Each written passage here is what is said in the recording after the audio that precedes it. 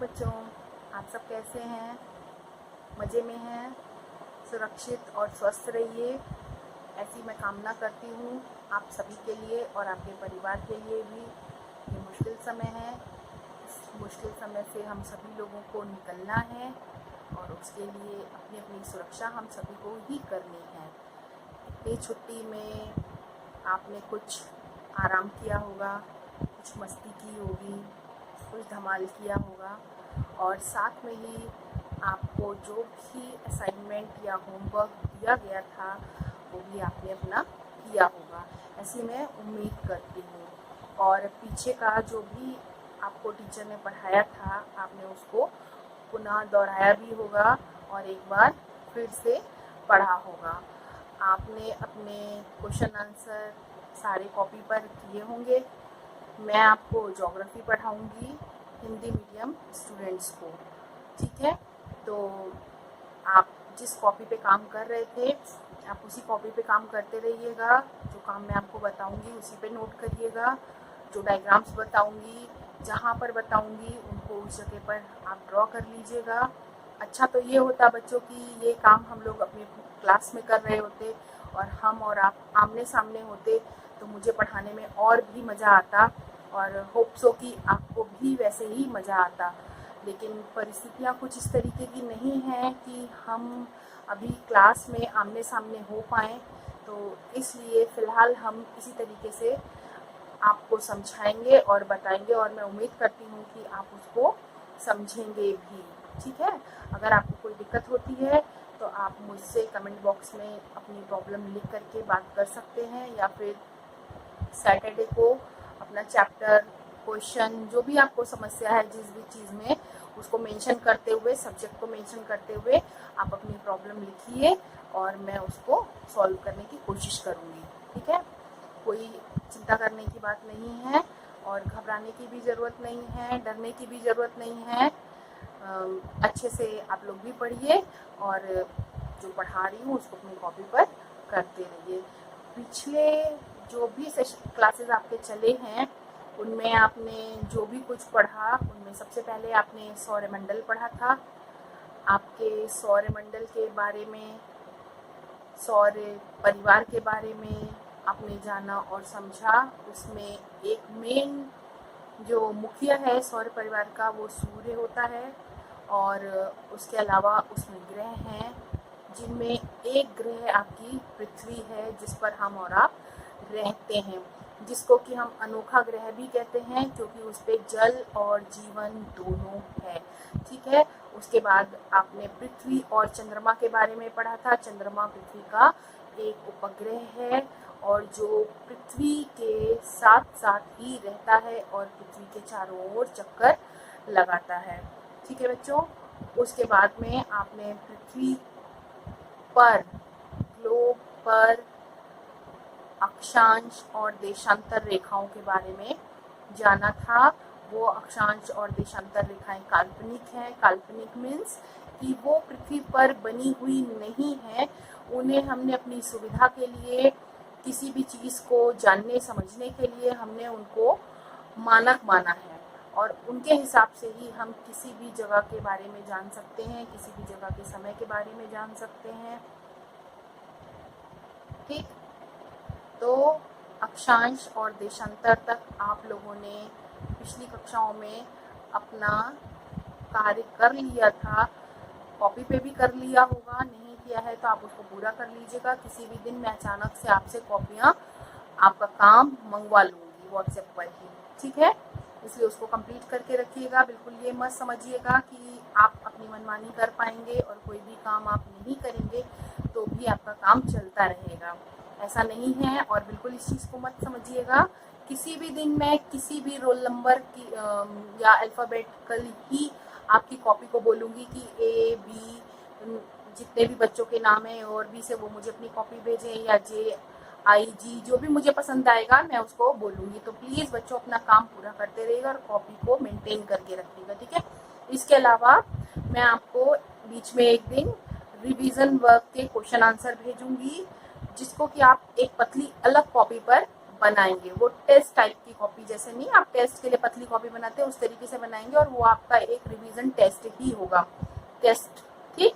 उसको आप उस कॉपी पे करेंगे और उसको आप विद क्वेश्चन अपनी कॉपी पर मेंशन करेंगे और उस कॉपी को अलग संभाल करके रखेंगे। मैं उस कॉपी को भी आपसे किसी भी दिन मांग सकती हूँ। तो बच्चों, आप लोगों ने पिछली जितनी भी कक्षाएं थी उनमें अक्षांश देशांतर तक आपने पढ़ लिया था। आज मैं आपको पृथ्वी की गतियों के बारे में बताऊंगी, ठीक है। पृथ्वी की गति यानी पृथ्वी का चलना या घूमना, वो कैसे होता है और उसमें क्या क्या होता है, उसकी वजह से क्या क्या परिवर्तन होते हैं, कैसे होते हैं, इन सब की जानकारी हम प्राप्त करेंगे। हम पृथ्वी की गतियों की बात कर रहे थे, तो आपने पीछे के पार्ट में देखा, आपका सौरमंडल है, उसका एक अनोखा ग्रह आपकी पृथ्वी है और वो सूर्य के चारों ओर चक्कर लगाती है। तो सूर्य के चारों ओर वो चलती है, घूमती है, ठीक है। इसी तरीके से और ग्रह भी हैं जो सूर्य के चारों ओर घूमते हैं। तो हमारे जो सौरमंडल के जो 8 ग्रह हैं वो सब सूर्य के चारों ओर गोल गोल चक्कर लगाते हैं, ठीक है। और जिस पर वो चक्कर लगाते हैं, जिस रास्ते पर चक्कर लगाते हैं, वो ऑर्बिट या कक्षा कहलाता है, और जिस पर वो खुद घूमते हैं वो अक्ष कहलाता है, ठीक है। ये देखिए, ये आपकी सपोज करिए पृथ्वी है या कोई और ग्रह है, ये उसका अक्ष है। इस अक्ष के चारों ओर इस तरीके से ऐसे करके वो राउंड लेते हैं, ऐसे। तो ये एक ही जगह पर घूमना, जैसे ये पेन है, देखिए बच्चों, इस तरीके से मान लीजिए ये यहीं पर खड़े होकर के चारों तरफ इस तरीके से घूमता रहे, तो ये उसका अक्ष हो जाएगा और ये इसी अक्ष पर इस तरीके से घूमेगा, तो ये घूमना अपने अक्ष पर घूमना कहलाएगा, ठीक है। अब इसी तरीके से अगर ये कैप इसके चारों ओर इस तरीके से घूमता है तो ये इसके चारों ओर घूमना कहलाएगा, और सभी ग्रह सूर्य के चारों ओर इस तरीके से घूमते हैं।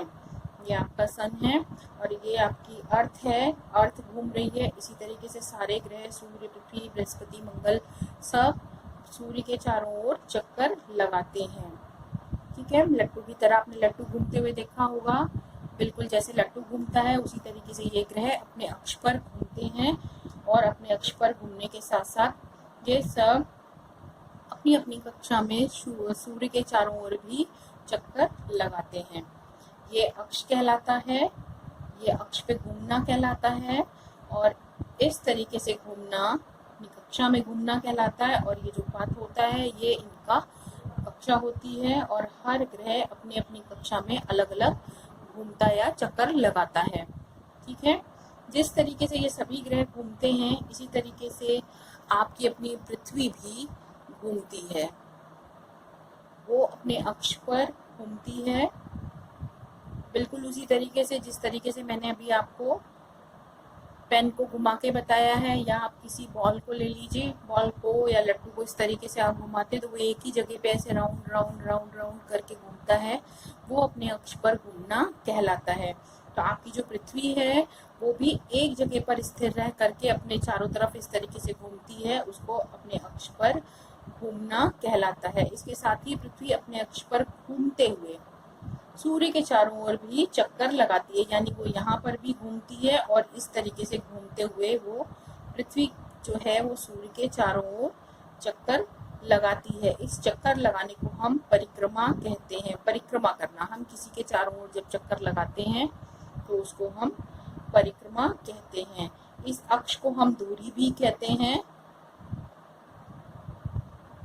तो पृथ्वी अपने अक्ष पर या दूरी पर चारों ओर घूमती हुई चक्कर लगाती है, ठीक है। और उसी अक्ष या दूरी पर घूमते हुए वो सूर्य के चक्कर लगाती है या सूर्य की परिक्रमा करती है। तो अब हम पृथ्वी की गतियों की बात कर रहे थे, तो पृथ्वी की गतियाँ दो तरह की होती हैं। देखिए, पृथ्वी पर जो भी गतियां हैं या पृथ्वी जो गतियां करती है वो दो तरह की होती हैं। एक पहली गति परिभ्रमण और दूसरी गति परिक्रमण। परिभ्रमण को हम घूर्ण गति, ठीक है, दैनिक गति भी कहते हैं और अक्षीय गति भी कहते हैं। ये सारे नाम एक ही गति के हैं। पृथ्वी की दो तरह की गतियां हैं, पहली परिक्रमण और दूसरी परिभ्रमण और परिक्रमण। तो परिभ्रमण का मतलब है अपने ही दूरी पर घूमना। अपनी ही दूरी पर घूमना परिभ्रमण कहलाता है या रोटेशन कहलाता है। इसको हम परिभ्रमण, घूर्ण या फिर दैनिक गति या फिर अक्षीय गति भी कहते हैं, क्योंकि ये अक्ष पर घूमता है इसलिए हम इसको अक्षीय गति भी कहते हैं। ठीक है, ये आपकी एक प्रकार की गति हो गई। दूसरे प्रकार की आपकी गति परिक्रमण गति है, जिसको हम वार्षिक गति या कक्षीय गति भी कहते हैं। ठीक है, वार्षिक कक्षीय गति क्यों? क्योंकि परिक्रमण का मतलब होता है परिक्रमा करना। अभी मैंने आपको बताया परिक्रमण का मतलब होता है परिक्रमा करना, और पृथ्वी सूर्य के चारों ओर परिक्रमा करती है, इसलिए ये गति परिक्रमण गति कहलाती है। ठीक है, और कक्षीय गति इसलिए है क्योंकि जो उसका पाथ है, जो कक्षा है, उसमें वो इस गति को करती है, इसलिए वो कक्षीय गति कहलाती है। ठीक है बच्चों, समझ में आ गया परिक्रमण और परिभ्रमण में अंतर? परिभ्रमण मीन्स अपनी ही जगह पर खड़े होकर के घूमना, परिभ्रमण कहलाता है। और परिक्रमण क्या कहलाता है? किसी के चारों तरफ चक्कर लगाना परिभ्रमण कहलाता है। परिक्रमण। अब देखिए, दैनिक गति इसको हम इसलिए कहते हैं क्योंकि ये जो परिभ्रमण का कार्य है वो पृथ्वी एक दिन में पूरा कर लेती है। अब हम वार्षिक गति की बात करते हैं। तो वार्षिक गति हम क्यों कहते हैं इसको? क्योंकि पृथ्वी को सूर्य के चारों ओर चक्कर लगाने में पूरा एक वर्ष का समय लगता है, इसलिए हम इसको वार्षिक गति भी कहते हैं। तो बच्चों, अभी आपके समझ में आ गया होगा कि परिभ्रमण वो गति है जो पृथ्वी अपने अक्ष पर ही करती है, और परिक्रमण वो गति है जो पृथ्वी सूर्य के चारों ओर परिक्रमा करते समय करती है। ठीक है, दैनिक गति इसलिए कहते हैं क्योंकि इसको एक दिन लगता है और इसको एक वर्ष लगता है, इसलिए इसको वार्षिक गति या कक्षीय गति भी कहते हैं। अब क्लियर है आपको? परिभ्रमण हम किसको कहते हैं? पृथ्वी का अपनी ध्रुवीय अक्ष पर घूमना या घूर्ण करना। ठीक है, घूमना या घूर्ण करना पृथ्वी का परिभ्रमण कहलाता है। इस तरीके से अभी मैंने ऊपर भी बताया कि ये राउंड करते रहेगी अपनी ही अक्ष पर। ये पृथ्वी का अक्ष है, तो ये क्या कहलाएगा? उसका परिभ्रमण कहलाएगा। अब परिक्रमण की बात करते हैं।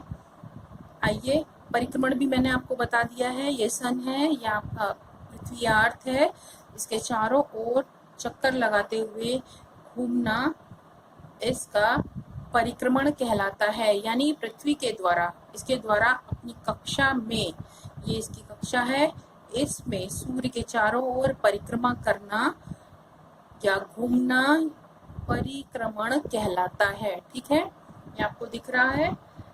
समझ गए बच्चों?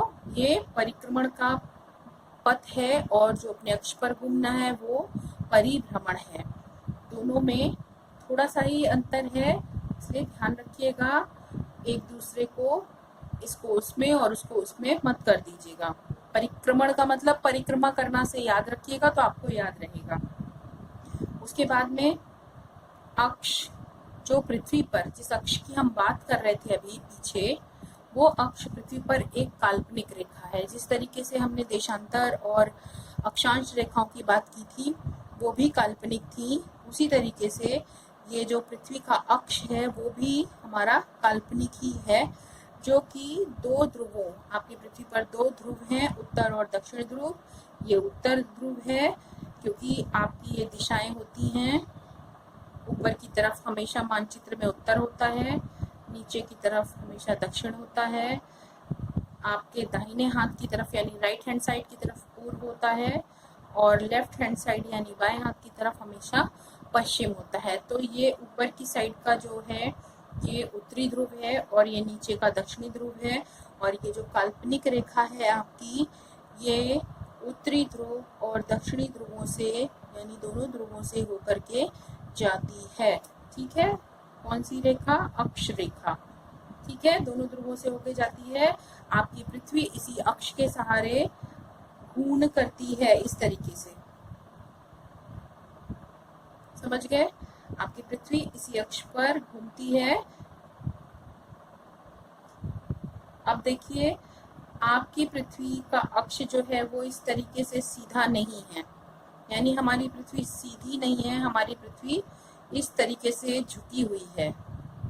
आ गई बात समझ में आपको बच्चों? आपकी पृथ्वी सीधी ना होकर के इस तरीके से झुकी हुई है।